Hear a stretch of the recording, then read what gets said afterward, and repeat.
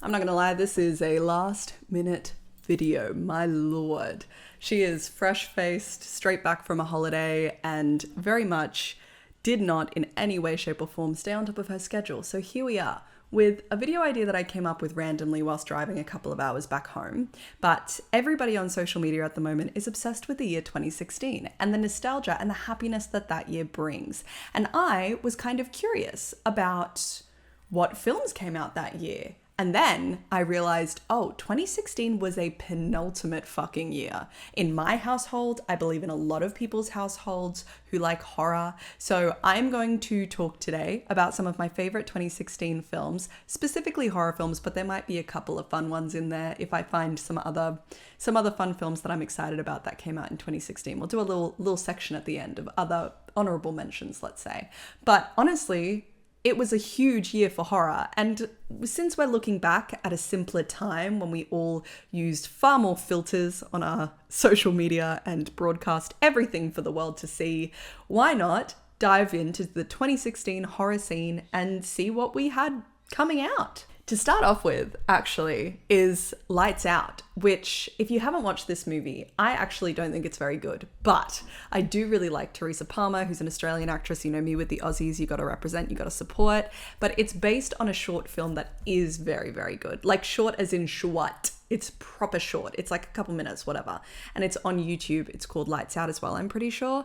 That short is more effective than this film. This film tries to create a mythos around a creature that doesn't need one. The incredible aspect of it was the simplicity of the character. Anyway, I'm getting ahead of myself. Lights Out, it's a film about a monster that only exists when the lights are out, in the dark, essentially. And this film took social media by storm. The trailer went mega viral because the concept itself is quite visually terrifying, and it was not that great, but it very much was a big deal in the zeitgeist. And it was, I believe it's another shitty Blumhouse film. I think that 2016 was the year that shitty Blumhouse films came to be. Before this, they had a pretty solid track record, and I think that at this point that track record was over, but I could be wrong. Anyway, Lights Out. A very good film. 2016 was the rise of Mike Flanagan, in my personal opinion. He was still fairly early on in his career as a director. Stephen King hadn't plucked him out of the stratosphere to direct every Stephen King adaptation yet. And he, this year, in the year of 2016, our Lord or whatever, Ouija, Origin of Evil came out, directed by Mike Flanagan. And this is one of those rare situations where the sequel is so superior to the original film that it is not even funny. The original Ouija is not as bad as it is given credit for. Like, a lot of people say it's absolutely fucking horrendous. It's actually not that bad. It's a fun, simple, teen, goofy, whatever Ouija board film. This movie, however, the suspense, the acting, the characters, it's so fucking good. And it genuinely integrates the Ouija board in a really interesting and fun way that's not just kind of the usual shit. Mike Flanagan at that point wasn't as saturated as he is now, so the Mike Flanaganisms in the film are still quite shocking and exciting for somebody who has never seen one of his films before, which they still very much are now. If Mike Flanagan does something, I would always tell people to go and watch it. Always. When did Haunting of Hill House come out, actually? Haunting of Hill House came out in 2018, so this is 2 years before he became Mike Flanagan. But this movie is genuinely really, really fucking good. It's if you're looking for a spooky movie about a haunted house kind of energy that you want to watch with your friends that actually is spooky and not just kind of shit that you want to laugh at, but is still fun, Ouija, Origin of Evil. I could not recommend this movie more. I need to watch it again. Haven't seen it in forever. Don't Breathe, guys. Don't Breathe came out in 2016. I feel like as though this movie doesn't get talked about as much as it should. I feel like as though a lot of people know that it's a very good movie, but it hasn't kind of lasted in the general lexicon for as long as it should have. It's not front of mind instantly for a real life thriller kind of horror film, which we get some, but not a huge amount. And this concept is so interesting and specific. Essentially, Don't Breathe is about 3 thieves who go into an old house where they've been given a tip that there's a blind army guy sitting on a shit ton of money, and they go into the house to steal shit from him. He's blind. that does not mean that he is not terrifying. This guy ends up being like fucking Predator on steroids. He pwns those thieves. And Jane Levi in this movie is so fucking good. This was when she was truly in her Scream Queen bag, and she was incredible at it. I totally understand why she had to move out of it, because she was definitely getting typecast, but I loved her as a Scream Queen. She was so good. And this, I feel like, was a film where she got to have a lot of range and a lot of depth as a character, and it's just so good. Who directs this movie again? I feel like it's someone I know. Wait, let me. Who directs this? Fede Alvarez, of course. Oh, my guy. I love him. Yeah, this movie is genuinely incredible. It's really, really great, and anybody should watch it if you haven't seen it yet. I'm actually surprised that all of these films came out at the same time. It's genuinely crazy.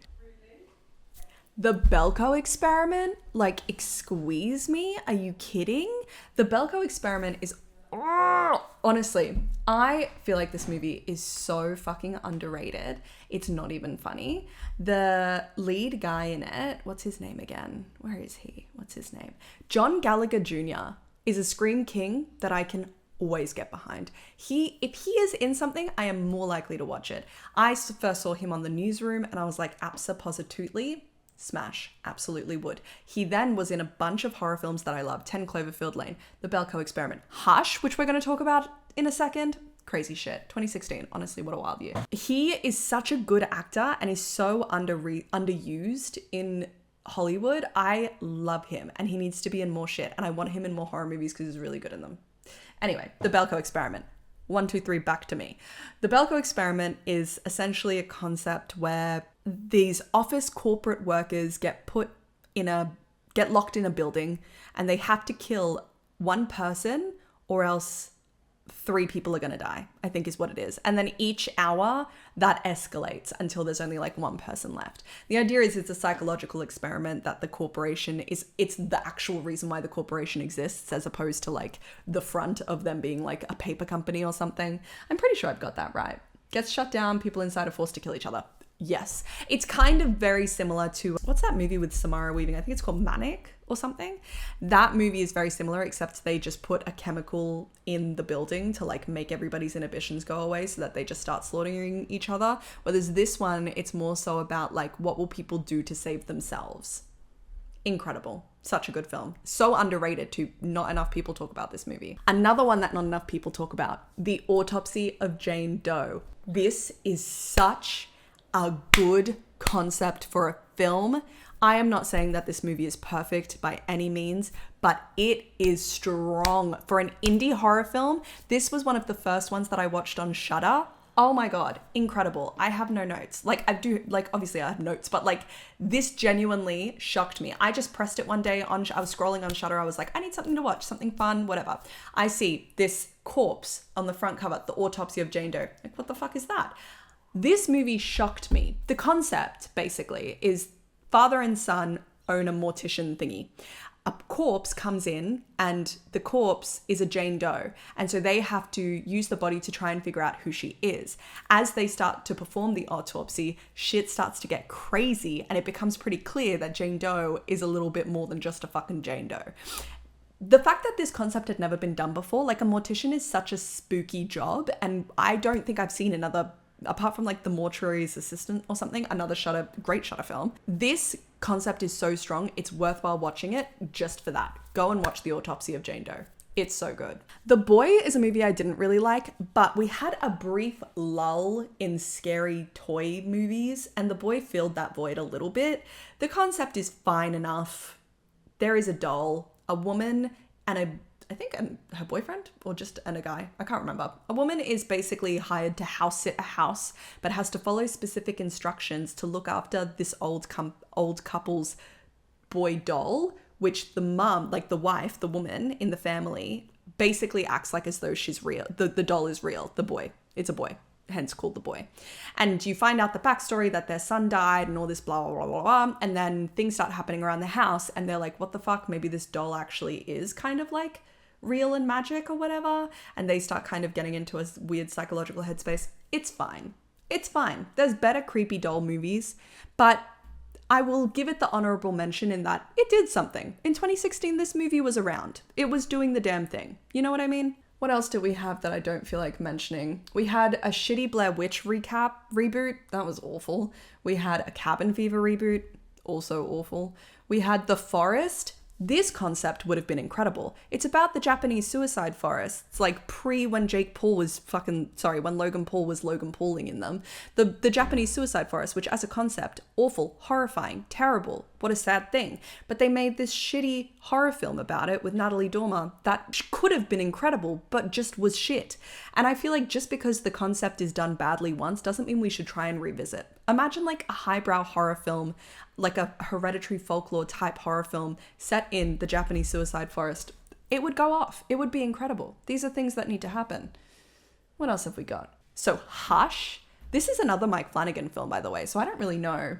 There's like parts of me that wonder if all these movies actually did come out in 2016. Yeah, they did, apparently. Hush came out on Netflix and also came out before Haunting of Hill House, but stars his wife, Mike Flanagan's wife, who features in majority of his films. What's her name again? She looks like my sister. What is her name? Kate Siegel. Also has John Gallagher Jr. as the shooty slashery dude. So the concept of Hush is basically she is deaf and is an author, so she goes out into the middle of the woods to write her book, and then this guy, serial killer, awful kind of strangers-esque kind of dude, wants to hunt her, and so then it's like a 1v1, but she's deaf. It's really good. She is incredible in this film. That I remember seeing her then in Haunting of Hill House is what made me excited to see it. Another movie that wasn't really that great, but I guess should be mentioned because it was a big deal in 2016. The Shallows, Blake Lively, shark movie. Love a shark movie. That's not a very good one, but it existed and it was a big deal when it did. Split is good. Split is probably my last M. Night Shyamalan film that I actually really liked. It's the second one in the, I think it's called the Unbreakable trilogy. It's technically a soft sequel to Unbreakable, which is a Bruce Willis film from the 90s. And it follows, what is his name? James McAvoy plays a character with split personality, but his split personality is almost like superpowers. So when he's one of them, he's got big strength and shit, and he kidnaps 3 girls. I haven't seen this movie in so long. I should really revisit it because it also features a baby Anya Taylor-Joy. Like baby as in she's not blonde in this shit. Like baby as in I think she had just done The Witch kind of baby. And it is so good. It's like her v James McAvoy, and then there's 2 other girls that also get kidnapped, but they're the 2. And I remember this was the movie that sold me on Anya Taylor-Joy. I was like, she is an actor. Oh my God, can she act? This was a huge year for John Gallagher Jr. because apparently 10 Cloverfield Lane also came out in 2016, which is fucked. Essentially, this was during the era of Cloverfield where J.J. Abrams was producing a bunch of films that would then kind of loosely be fit into the Cloverfield universe. So the marketing for this film was really cool because you didn't actually know it was a Cloverfield movie until it came out. Until the title was announced, essentially. It was kind of what they tried to do with that weird space one, but that failed because it wasn't as good. 10 Cloverfield Lane is a very good film. The world has ended, and a girl and a guy go in a bunker with another guy who's played by John Goodman, fucking playing an evil guy. John Goodman is good at playing an evil guy. He never does it, but he's good at it. And they essentially are taking his word for the fact that the world has ended outside. I can't remember what the inciting thing for them to go into his bunker is, but they end up in his bunker and they have to take his word for the fact that the world has ended outside and is like nuclear wasteland kind of ended, so they can't open the door and check. And so it's kind of a psychological thing between these 3. John Gallagher Jr. isn't actually supposed to be in there. Like initially John Goodman only wanted him and the girl, which is kind of creepy, and he gets kind of weird about it. So then when John Gallagher Jr. is also in there, they start having like a man v man kind of situation, and she's stuck in the middle of it. But it's kind of this constant tension of, is there actually something out there? Is the world ending, or is she just being kidnapped, but like of her own volition without realizing it? Mary Elizabeth Winstead is my queen. If I was an actress, her filmography would be everything I would ever do. She has been in so many incredible films, so many incredible TV shows. She always does things that are interesting, and she always picks characters that are not easy to pick. And I very highly respect her for it. Anything that she's in, I will watch. Genuinely. The Conjuring 2 came out. That doesn't really need a shout out, but it's a good film, and one of my favorites in the Conjuring series, obviously, because it's one of the only good ones. Cell came out in 2016. That's crazy. Did Cell come out in 2016? Okay. Cell is a Stephen King adaptation about if cell phones killed everybody. Ooh, Under the Shadow. Oh, guys, Train to Busan came out in 2016. What a year! 2016 was a year! Holy shit!